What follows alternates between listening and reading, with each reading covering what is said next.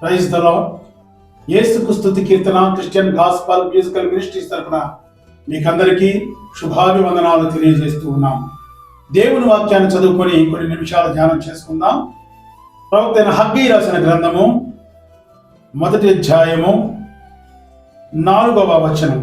హగ్గయి గ్రంథము 1వ అధ్యాయము 4వ వచనం. ఈ మందిరము పాడై ఉండగా మీరు సరంబి వేసిన ఎండలో నివసించుటకు ఇది సమయమా? ప్రియమైన వారులారా, మరి హగ్గయి ప్రవక్త, ఈయన దర్యావేషు రాజు కాలంలో అక్కడున్న యాజకులతోనూ ప్రధాన అధికారులతోనూ ఇశ్రాయేలు ప్రజలతో మరి మాట్లాడుతున్న మాటలు ఇవి. మీరు మరి దేవుని మందిరము పాడై ఉండగా మీరు సరంబి వేసిన ఎండలో నివసించుటకు ఇది సమయమా? గమనించండి. అంటే వారిని అడుగుతున్నాడు, అరే దేవుని మందిరం పాడైపోయింది, అక్కడ బలులు లేవు, అక్కడ ఆరాధన లేదు, కానీ మీరైతే పెద్ద పెద్ద భవంతుల్లో సరంబి వేసిన ఎండలో మీరు నివాసం చేస్తూ సంతోషిస్తున్నారు, ఇది సమయమేనా? దీనికి ముందు ఏం జరిగిందంటే, మరి అక్కడున్న ప్రజలకు ఆ అధికారులు మరి అక్కడున్న యాజకులు వాళ్ళు ఏం చెప్తారంటే, యెరూషలేము మందిరం అయ్యా కడదామని ఎవడో వచ్చి అడిగితే ఇది సమయం కాదు, దేవుని మందిరాన్ని నిర్మించడానికి తిరిగి పునఃప్రతిష్ఠించడానికి ఇది సమయం కాదు, ఇది సమయం కాదని చెప్తూ వస్తున్నట్టున్నారు. బహుశా దీన్ని బట్టి మరి హగ్గయి వారితో అంటున్నమాట, మీరు మరి సరంబి వేసిన ఎండలో ఉన్నారు, ఇది సమయమా? దేవుడు మరి ప్రవక్త ద్వారా వారికి ఇచ్చిన వార్నింగ్ ఎలా ఉందంటే చూడండి, మీరు మరి విస్తారంగా వెతుకుతారు. కారణం, మీరు దేవుని మందిరాన్ని పట్టించుకోకుండా, దేవుని యొక్క ఆరాధన లేకుండా, దేవుని యొక్క వాక్యం లేకుండా, ధర్మశాస్త్రం యొక్క కట్టడలను నియమాలను మీరు పాటించకుండా దేవుని విడిచిపెట్టారు. కాబట్టి మీకు రాబో కష్టాల గురించి మాట్లాడుతున్నారని చెప్తూ మీరు విస్తారంగా వెతుకుతారు, కానీ కొంచెమే పంట వస్తారు. మీరు భోజనం చేస్తారు కానీ మీ కడుపు నిండదు. మీరు దుప్పటి కప్పుకుంటారు కానీ, వస్త్రములు కప్పుకుంటారు కానీ మీ చలి ఆగదు. మీరు కష్టించి జీతము తీసుకుంటారు కానీ మీ జీతము మరి చిల్లి సంచిలో వేసినట్లుగా అవుతుంది అంటాడు. ప్రియమైన వాళ్ళరా, చూడండి, దేవుని మందిరములో మరి వారు అలక్ష్యము చేయడం ద్వారా వారు తెచ్చుకున్న సమస్య. దేవుని మందిరాన్ని మనం రెండు రకాలుగా మాట్లాడుకోవచ్చు. ఒకటి చేతితో కట్టిన దేవాలయం అయితే, రెండవది దేవుని ద్వారా ఆయన స్వహస్తాలతో నిర్మించబడిన మన దేహమే దేవుని ఆలయం అయింది.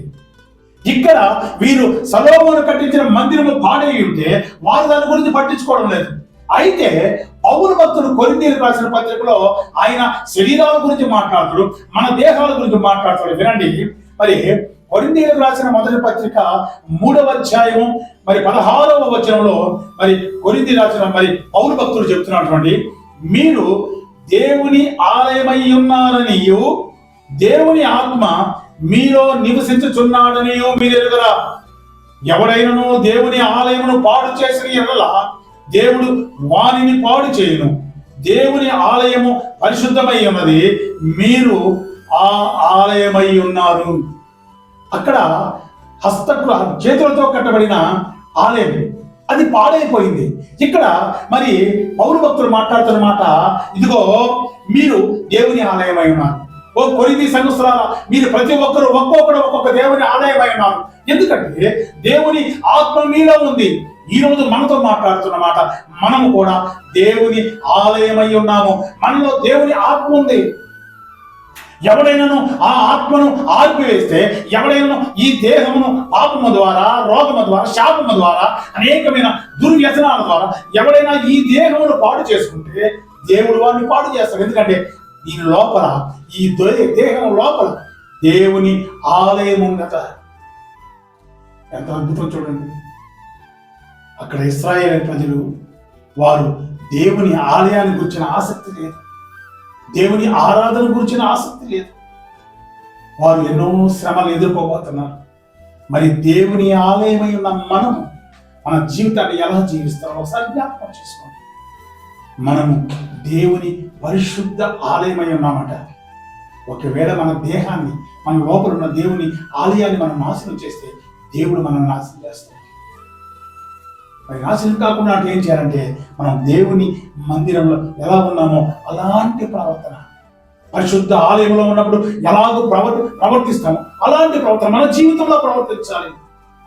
మన క్రియల ద్వారా మన మన దేహాన్ని మనం కాపాడుకోవాలి. దేవుని యందు విశ్వాసం కలిగి దేవుని వాక్యం ద్వారా ఈ వాక్య ప్రకారం జీవిస్తే మనలోని ఆత్మ నిజంగా వెలిగే ఉంటుంది. అందుకే అంటాడు, మీలోని ఆత్మను ఆర్పివేకుడి. ఎప్పుడైతే మన ఆత్మను ఆర్పేస్తామో దేవుని యొక్క ఆలయం పాడైపోయినట్టే. కాబట్టి మనలోని ఆత్మ వెలుగుతూ ఉండాలి. వెలగాలంటే నిత్యము దేవుని సన్నిధిని మనం అనుభవించాలి. అలా అనుభవించాలంటే మన ప్రవర్తన, మన ప్రార్థన, మన విజ్ఞాపన ఇవి మనం బ్రతికిస్తాయి. అటు కృప దేవుడు మనకు దయచేసి కాపాడునగాక. ఆమేన్. ప్రార్థన చేసుకున్నాం. పరిశుద్ధుడమైన తండ్రి, నీకు వందనాలయ్యా. చెప్పబడిన వాక్యాన్ని మీరు దీవించండి. మేము ఆయన మీకు ఆలయమై ఉన్నామే, మీరు మాలో నివసిస్తున్నారు తండ్రి. మేము ప్రభువా మనల్ని ఆత్మను ఆర్పివేయకుండా అయ్యా దాన్ని వెలిగించడానికి కావలసిన క్రియలను, ఆ క్రియల ఫలాన్ని మాకు దయచేయమని ప్రార్థిస్తూ ఆయన మంచి మార్గంలో నడవడానికి, మంచి జీవితాన్ని జీవించడానికి మీరే మాకు సహాయం చేసి నడిపించమని ఈ వాక్యము వింటున్న ప్రతి బిడ్డను ప్రభువా మీ వాక్యము ద్వారా మాట్లాడండి. వారిలో నివసిస్తున్న ఆత్మను వెలిగింప చేయండి. ప్రతి ఒక్కరు ప్రభా నీకు ఆలయమై ఉన్నారనే సంగతిని మేము ఎరిగి ఈ లోకంలో జీవించడానికి సహాయం చేయమని యేసు నామములో ప్రార్థించి వేడుకొనుచున్నాము తండ్రి. ఆమేన్.